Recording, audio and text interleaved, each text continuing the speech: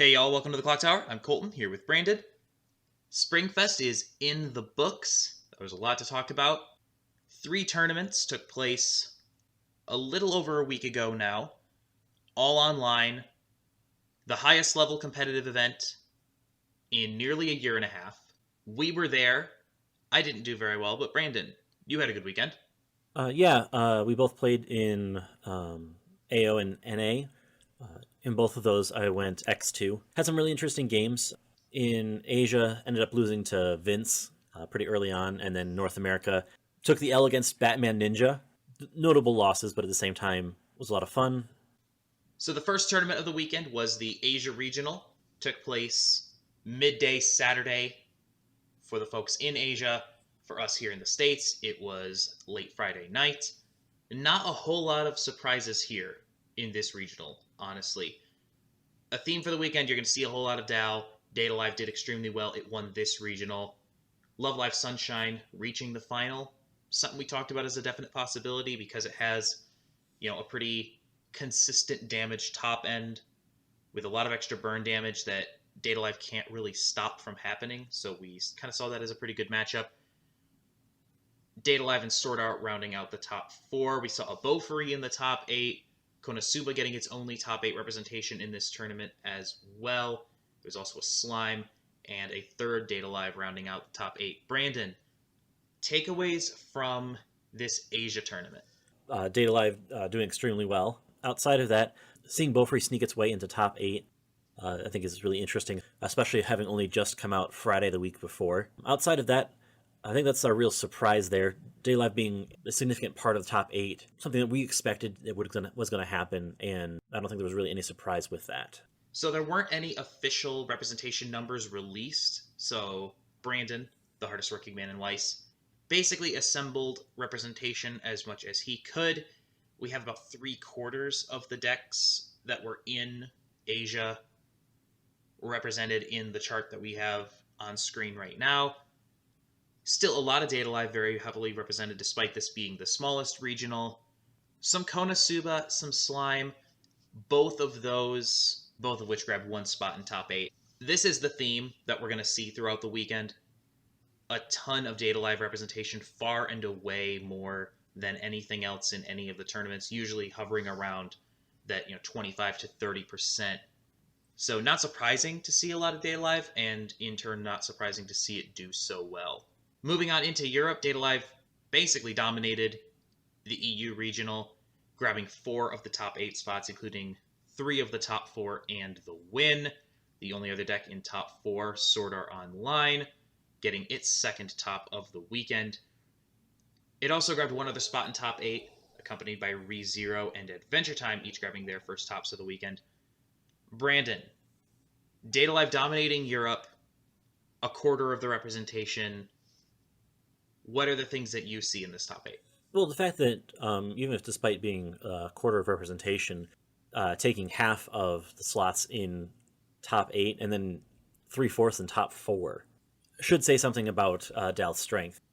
The other side of that coin, looking at especially seeing those 2 different SAO builds in the top 8 for Europe, I think still says something about SAO and the relative strength of SAO, even without its next level of support. All of the topping SAO decks ran the Avatar Net traits, so still looking back towards some of the older sets. With the new Alicization set coming out, it does have some support for Avatar Net, which should make it even more interesting as that continues to go forward. Definitely SAO kind of cementing its place in some of those top decks in this tournament. Yeah, Sword Art's kind of been on the outside looking in a lot of tier lists and conversations about what the most important decks in the meta are. I mean, a couple of weeks ago when we did our preview show, we even kind of put it in the could definitely top 8, is kind of on the outside looking in terms of serious competition, though. It earned 3 tops in only 14 decks that we saw, so really consistent conversion rate. Definitely had the best weekend of any set that wasn't Data Live in this tournament. 2 out of the 5 Sword Art decks making it into top 8. Like you said, no Alicization here, but with Alicization 2 coming out later this year, and again, as you mentioned, support for Avatar and Net, it's very possible that we could see more Sword Art in the future. Also worth noting, the only player to make 2 top 8s this weekend, it was Vince. Decided not to run Goblin Slayer last weekend, but instead ran Data Live. Ended up in the top 8 both in AO and EU, the only player to do so. He finished 3rd, rounding out a very, very impressive second tournament of the weekend for Data Live players. When I talked to Vince, he said that Goblin Slayer was his only English deck that he had on him at the time when he was playing it earlier this year. It really just goes to show that this game is far more about player skill than anything else. You can bring the best deck in the world, but if you don't know what you're doing with it, you're not going to do well. And as North America proved, you don't have to have a good deck if you're a great player. June, carrying Batman Ninja into top 4. Batman Ninja, the English exclusive meme, which he found surprising success with at the Invitationals last summer, makes another run here in the North American Regionals, ends up in top 4. Data Live goes 1-2 in North America. Definitely its weakest showing of the weekend in terms of top 8 representation. Obviously, the headline coming out of North America, as much as it should be the dominance of Data Live and the surprise run that June made, is going to be the disqualification that happened to the player playing Dal, who finished in 2nd. I'm sure you all are familiar with what happened by now. Essentially, Bushiroad came out with a statement just a couple of days ago, only a couple of days ago, about 5 days after the tournament concluded, basically saying that they had reviewed the footage of his top 8 match and determined that he had not shuffled properly and had potentially revealed cards in his deck to himself in the process of his shuffle, and that even though they didn't catch it at the time, they caught it on the replay and have ex post facto disqualified him from the tournament, which technically bumps up Batman Ninja into the 2nd spot in terms of overall standings. And I'm going to be honest with you, Brandon.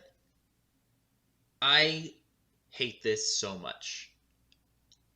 I absolutely hate this. I think it's a terrible decision on Bushiroad's part for many, many reasons. First things first, making a ruling 5-6 days after the fact is way, way too late. If you want to disqualify a guy for a rules infraction, you need to do it in the moment. That needs to be something that the judge catches, flags it, and then they make the decision right then and there. If a player is shuffling and then offers a cut, and the other player accepts the cut, and the judge doesn't say anything, that shuffle needs to be considered good. That shuffle needs to be considered just fine. Because both the other player and the judge have accepted, they've all seen what's gone on. The whole thing's on camera, obviously. They've all seen what's happened. And no one raised objections in that moment. So it needs to move on from there. Like, that's a contract between the players and the judge. All 3 of them involved in that game let that happen.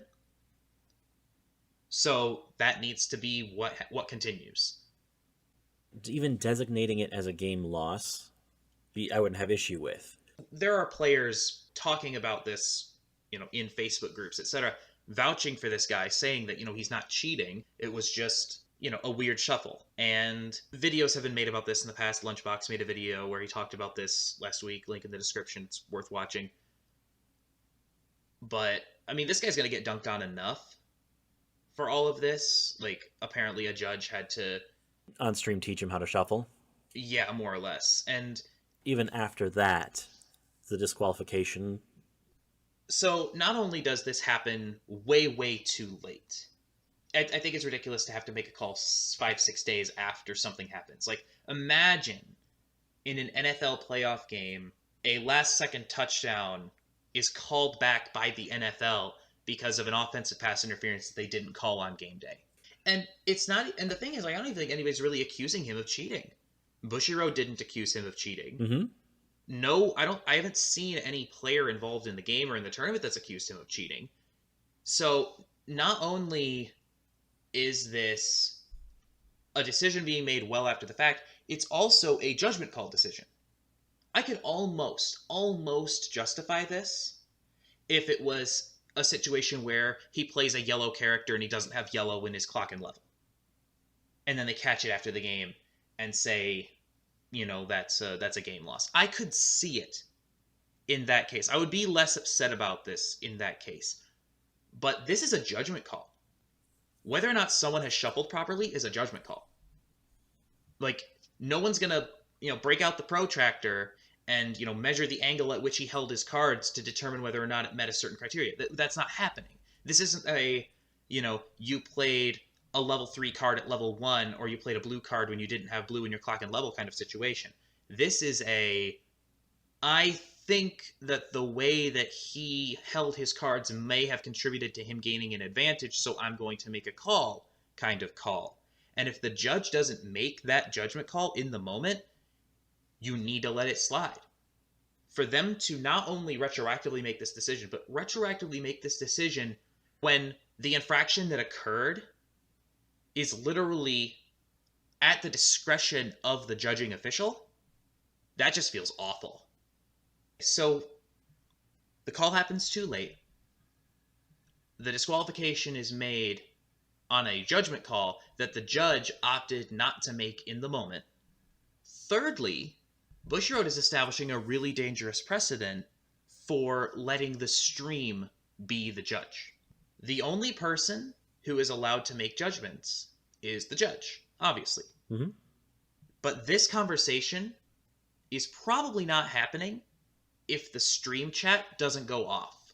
This whole thing probably happened at some point in Swiss over the weekend, and nothing came of it because there was no chat to call it out.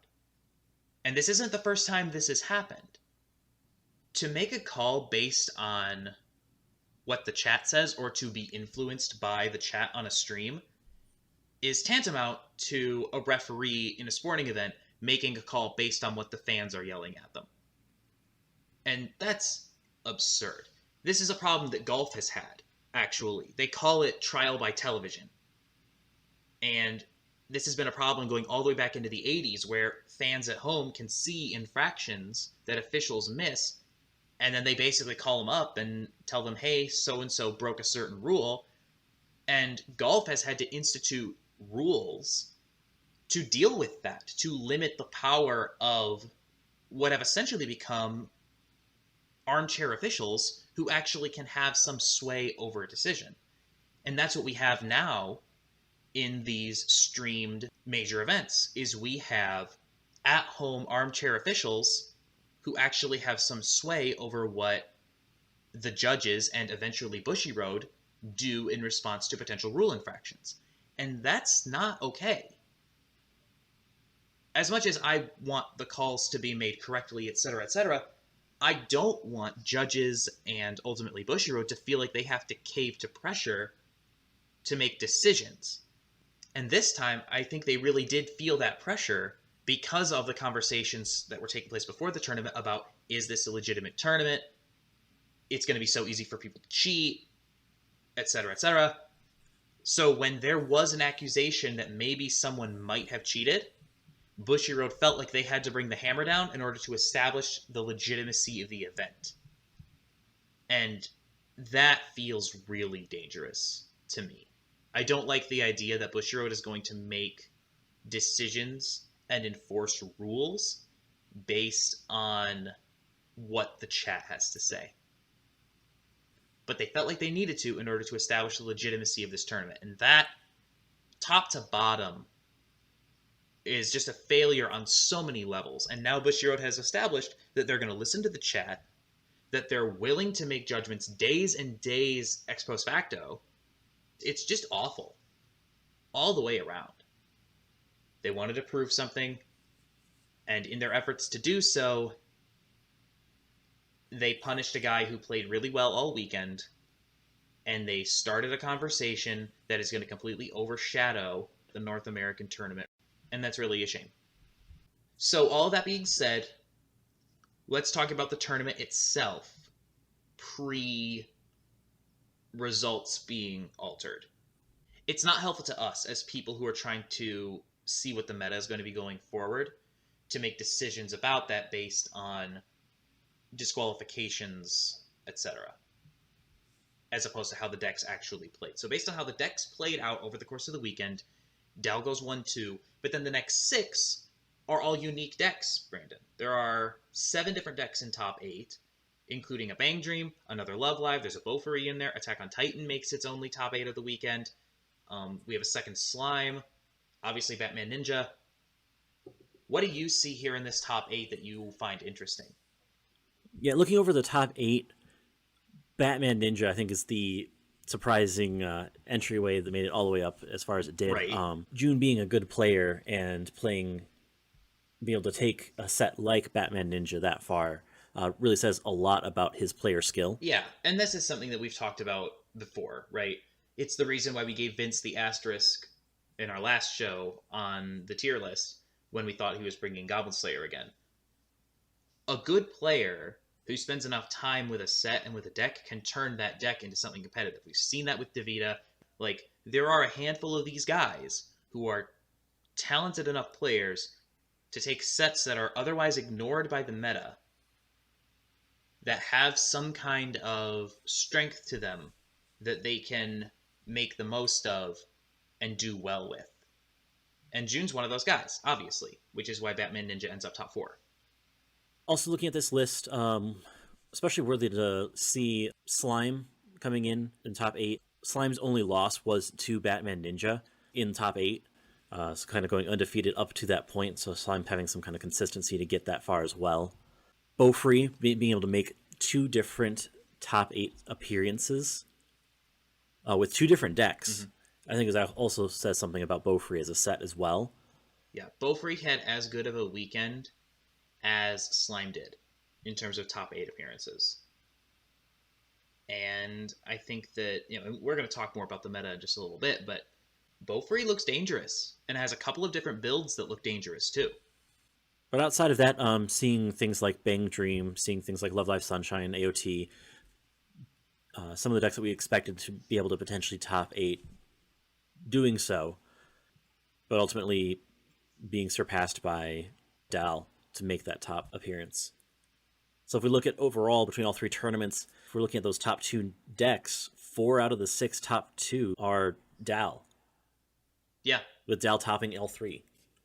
Data Life winning all 3 tournaments, doing it in style, just an impressive run for the set. A conversion rate of nearly 17%. If you play Data Live, you had about a 1 out of 6 chance to make top 8, and there were over 50 different Data Live players this weekend. Just an insane amount of meta share with Dal. 7 out of the 12 top 4 spots, all Dal. Like you said, 4 finalists, Dal. All 3 champions, Dal. Just a dominant weekend for Data Live. Coming out of a mid-spring tournament where it didn't top, there were some jitters there. We talked about this in the previous show a couple weeks ago. We put Dal on a tier of its own. We said, this is still the deck. It's still going to dominate.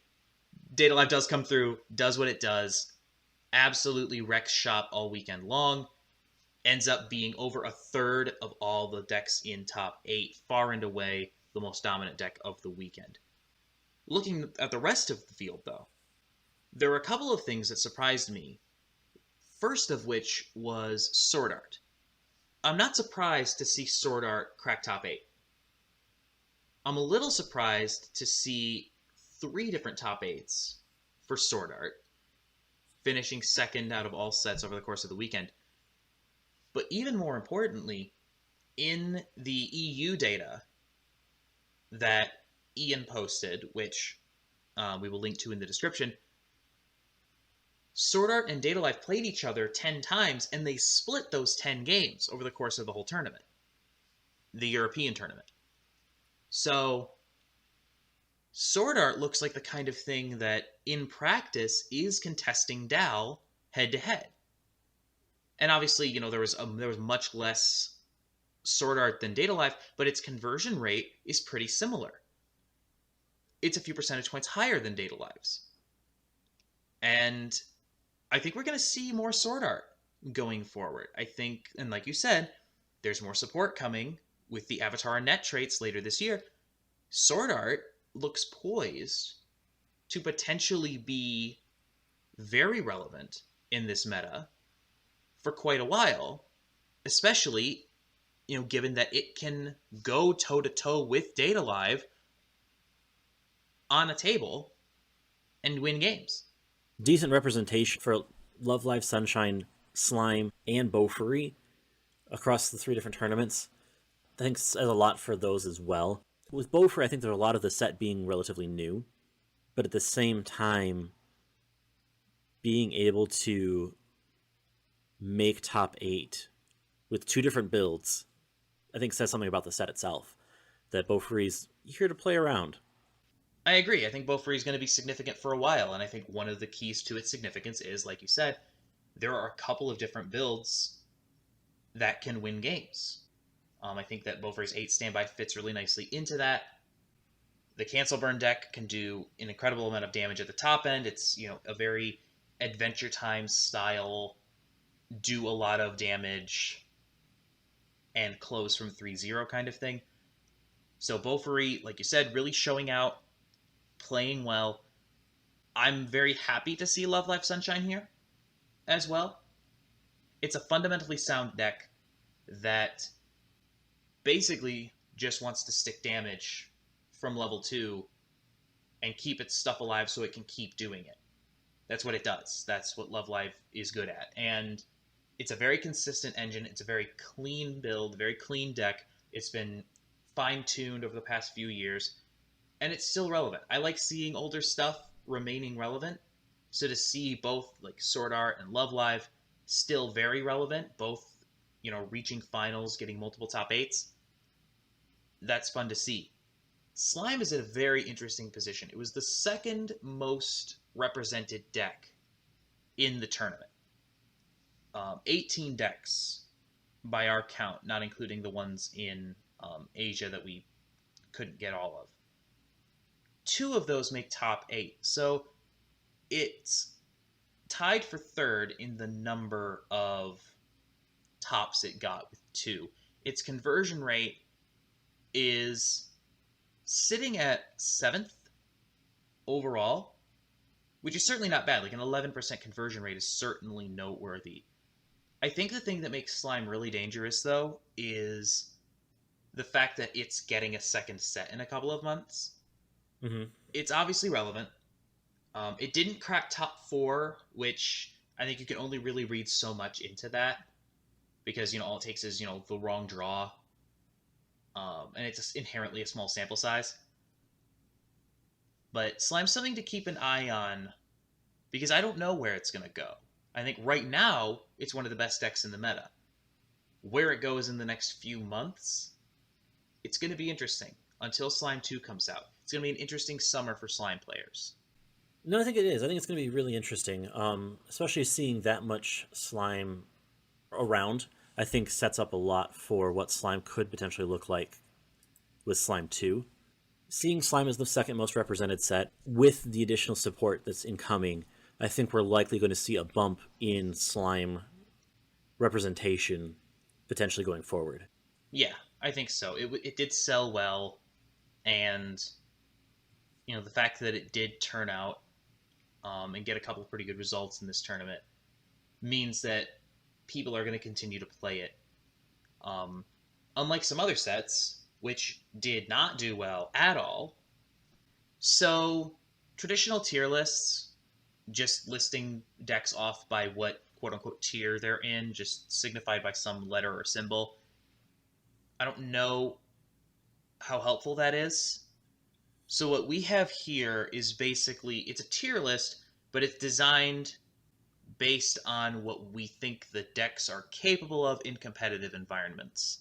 And starting from the top, basically how this works is it's divided into where we think these decks will finish more often than not. in a competitive setting, in a specific kind of competitive environment. So first things first, at the top, favorites to win Worlds. There's just one, it's Dow. Dominated this weekend. We've talked about it ad nauseum. We're not going to talk about it more here, but clearly, if Worlds happened tomorrow, Dow would be the unequivocal favorite. There are, however, a handful of other decks that can really compete at the Worlds level that showed that they can do something in this tournament. Sword Art, Slime, Sunshine, AOT, ReZero, all on this level. Let's talk, Brandon, about why these decks are here. I think a couple of them are pretty obvious, right? Sword Art, Slime, Level 5 Sunshine, all with multiple tops this weekend. It makes sense that they would be here. A couple of them also, making finals, having a chance to actually win a regional this weekend. What's going on with Attack on Titan and ReZero, though? Why are those here? I think we need to explain ourselves a little both of those did make top 8 at least once during this weekend. Along with that, for example, AOT has shown consistency in making able to make the tops. We saw that with the mid-spring tournament. ReZero, also making a top 8 appearance, definitely has a lot of potential, as well as a pretty high power threshold. Plays into some of the top decks here really effectively. Mm-hmm. Yeah, I think that's the biggest strength for ReZero is I think that on board, it's still one of the best ways to play against Dow. I also think that its low conversion rate from this tournament, only converted about 8%, only was made up about 4% of top 8. That's in part because that number includes everything that was played from Memory Snow, everything that was played without the new Frozen Bond stuff. We're talking about Frozen Bonds when we talk about competitive ReZero. There isn't a way to distinguish that in the set lists, but ReZero Frozen Bonds is the deck that topped. It has a conversion rate which is more in line with the rest of the stuff we see at this tier. And again, we did a whole video talking about matchups between what were then considered to be the top 5 decks in the meta, ReZero being one of them, and it has at least decent matchups, if not favorable matchups, with a lot of the stuff that is well represented or near the top of the meta. So despite not having a fantastic showing this weekend, I think that ReZero still deserves to be on this tier, basically until it proves that it's not going to get those kinds of wins. Still a really small sample size with Frozen Bonds. Not as many copies of it floating around as I think I anticipated for sure. So I think we'll need to see more to determine exactly where Frozen Bonds maybe falls on this. But for now, definitely feels like the kind of thing that can compete with the best decks in the meta. So this third tier down is for decks that are expected to compete at a regional event, meaning they are very likely to get a top and they are legitimately a contender to win at the regional level. They'll show up at Worlds and could potentially do okay there, but they're not quite at the same level as the decks in the 2 tiers above them. There are 2 here, Adventure Time and Beaufry. One of these feels like a slip, the other one feels like a big climb. Brandon, Beaufry, headliner here, kind of came out of nowhere a little bit. It did very well, and it looks like it has the potential to be relevant for a long time. It's in this tier. Could it go higher? I mean, I think it's going to require more, with this being the first real potential showing of Beaufry itself. You're looking at a couple of tops, which is really cool, but can it maintain that consistently as events and tournaments keep going? I think that's going to be the question leading into for Beaufry. On the flip side of things, Adventure Time has basically been knocking on the door of the top tier of the meta for the past several months. It's been right there. Most people kind of have it right on the edge of contention.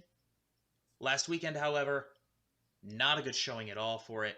16 total appearances, which was good for third tournament-wide. Turned it into only 1 top 8, no top 4s. Are the questions in the mid-game just too much for Adventure Time right now? Because it's still got that really good top end, but it just didn't deliver in games during this event. In previous things, Adventure Time, really, you have kind of that roulette wheel of what does it play at level 1? What does it play into for that mid-game? Especially when it's going up against decks that have a very strong level 1 game or a very strong mid-game. It's going to suffer pretty heavily into those, especially if it doesn't have a really good answer to it. And some of the tech that it could potentially have to answer some decks doesn't answer other decks. So it has a little more difficult matchup early, which can put you out of a closing range for its top end. So even if you have the most explosive top end, if you're put out of range for your top end to be effective, or you don't have the resources to make that top end go off, you're going to struggle significantly. I still think this deck is really significant, and I think it's going to be relevant at the highest levels of competition. But I think in order for it to get there, the mid-game needs to be solved, and right now it's not solved. I don't know if it's solvable. I don't know if there are enough pieces to make this work. I think that if a really good player kind of took this deck and worked with it, I think that this is the kind of deck that could turn into one of those surprises. Because I think the pieces are here, I just think not everything has been quite put together. So until that happens and it starts to show up more in top 8s, it's going to be stuck on this tier as opposed to being in the conversation as a top tier deck. Next tier down, we're talking about decks that could top 8 at a regional. Not really a whole lot to say here. These are 2 decks that both got a top this weekend, that both have some things going for them, but ultimately lack some key features that can push them into the highest competitive tiers, Brandon. Yeah, we did see these 2 different decks make the initial cut of top 8, but that they did not make the next step forward from top 8 to top 4. Still heavily represented, both of them double digits. A lot of players bringing these things. These are both very popular properties, very popular sets. Legend of Crimson, there's a lot of it running around. But yeah, ultimately, Konosuba doesn't really have the top end that wins games. And it kind of showed this weekend. It can do some things, but when your conversion rates are in the single digits, especially after so much hype, and, it had a lot of meta appeal when it first dropped, but I think Konosuba's starting to settle into where it's going to be permanently, which is, kind of on the outside looking in at the meta. Relevant in smaller competitions, but I wouldn't take Konosuba to Worlds. Doesn't handle, a lot of the mechanics that are popular in the top tier decks right now. Both it and Bang Dream just kind of lack the necessary pieces to really make a push to be top tier. And then finally, the bottom tier here, much like last time, we're not going over every deck, every set in all of Weiss. And anything that shows up here is not bad. It's just not at the highest levels of competition. These are decks that will be played at regional level events, kind of like, this last weekend, but aren't necessarily expected to top. None of these got a top this weekend, despite, all of them having, decent representation. These are all decks with which at least one player went X2, and a lot of them are capable. They have things that they do well, but they either don't respond well to things that are currently in the meta, or they don't have a strong enough top end to close games. And I think the big headline here is how far Fate has fallen. You and I have talked about this at length, that the 8-bar deck just has some really, really bad matchups with a lot of what's currently going on in the meta, especially Data Life. Data Life basically negates just about everything that 8-bar does. And that's just too much. You can't get through Swiss if you have to beat Dao, if you're playing Fate. And it showed this weekend. 7 different Fate decks showed up. None of them topped. And I think this is the end of the line for 8-bar. And we've talked about this before, that, it doesn't have great matchups. It's, it has a couple of mechanics that, just aren't as good anymore. On reverse level 1 combos, an end game that doesn't really swing very big and can be completely negated by blink and removal. Is this just it for 8-bar Fate? Because I kind of think it is. We do see with Heaven's Field 2 the set itself getting some more support and some different tools to be able to use as well. What that looks like going forward, I think, still remains unproven yet. But I think there's definitely a lot of potential in the new stuff to be able to push Fate as a set moving forward. Fate is going to be around, but I think that we have reached the point where 8-bar Fate is not going to top a major. It gets a lot of help from Heaven's Field 2 that I just don't think is there. As for the rest of this tier, all capable. They all have good mechanics. They all have good cards. They all showed up. This weekend, there were 5 Money Girls, 8 Goblin Slayers. None of them topped. So again, they're all capable, and they can potentially top at a regional level event, especially if piloted by a good player.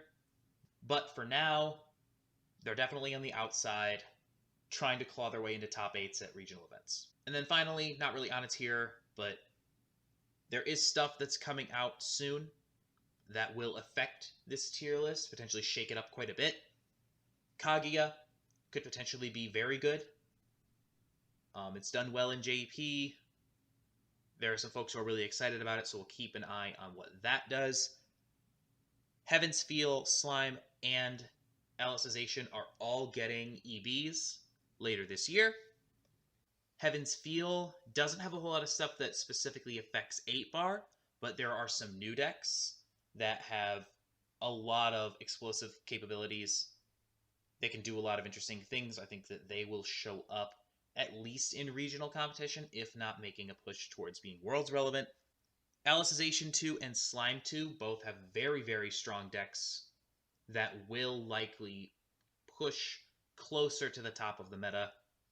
Those will be out later this year, definitely worth keeping an eye on. We will also be getting some more Bang Dream support. Not sure how much that's going to affect Bang Dream's standing in the meta, but there will be more Bang Dream. And Bang Dream is something you always have to be ready for, because there's so gosh darn much of it in basically every event. So there will be more of it now. You have been warned. So yeah, hopefully that was interesting. A lot to talk about. Hopefully that wasn't dry and boring and was actually interesting to you. Thank you for being here for this Clock Talk. We will be back on Thursday with 5 Cards, 5 Minutes. We're talking about that new Kaguya set. Next Tuesday, I will have a deck list. We'll have gameplay for that deck list the following Thursday. And in 2 weeks, we will be back with another Clock Talk. Until next time, thank you so much for joining us, and have a good one. We'll see you then.